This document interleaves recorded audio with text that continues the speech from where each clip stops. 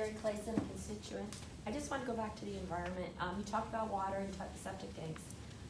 Just wondered what the plans are for industry. We know that agricultural runoff, big sugar specifically, is a big issue for the algae growth. And also, Florida is all about our environment, our resources, and that we know right now the best method to combat climate change are planting trees. So why would we vote against an ordinance that preserves trees? And then also build highways across a beautiful natural area that threatens wildlife as well as mows down more trees? It's just counterproductive, and I'd just like to hear your thoughts on why would you vote for those against or for those bills? Good questions. Well, 2 or 3 that were in there. I apologize. Let me start my answer by just acknowledging this, and I think I can get consensus from Representative Sprowls, that of the 160 folks that vote in the legislature, there is not one person in that either body that knows everything about everything. And there are issues that come up that make us have to do some research. Oh, no. And I'll start by saying that there was probably a time that I would have agreed with your statement about big sugar. As a matter of fact, that is totally not the cause of blue-green algae or red tide. I told you what it was, it's us. Big sugar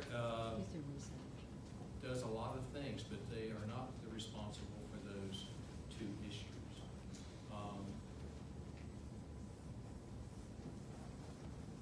It is amazing how many and how fast stuff comes before everybody in Tallahassee that causes us to have to go. I mean, we have to go find real answers. We have to do it in a fairly quick fashion, and that's not always easy. But let's talk about climate change.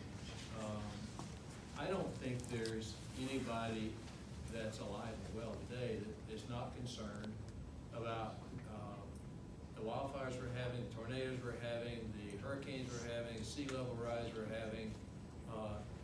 Is that cyclical and will change? I don't know. I'm not an expert. I don't think it will. It may.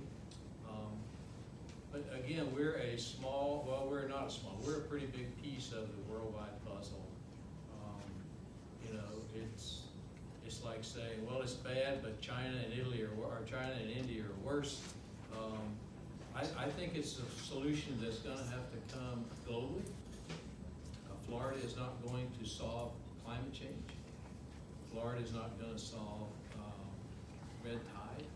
But I think that if we work with Congress and the UN and other countries, that there will be a start of a solution to preserve our planet.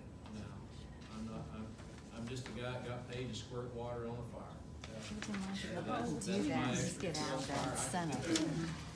Go back there. But I still care about where we live and what we have, you know, for my kids and grandkids come down.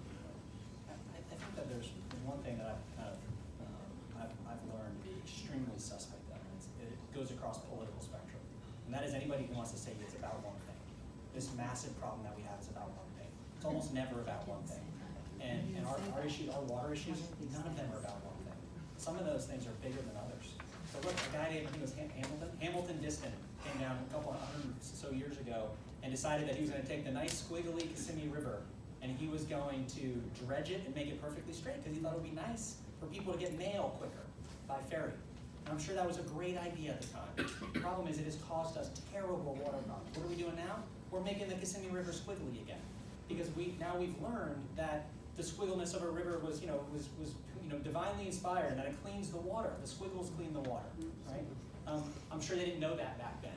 That creates a massive issue. So now you have instead of all this clean water going into the Lake Okeechobee, you have massive problems. Best practices in agriculture are wildly important to make sure that we're not polluting it. When you fly above, as I have, the Everglades and the Caloosahatchee, and you look at it from like a heat map, honestly, the reddest areas, I asked, like, there's these red spots. I said, what are the red spots? And it's kind of like soil damage or whatever. It was tomatoes. Apparently, tomatoes are a really dirty crop. Now, known that, I didn't know that at the time.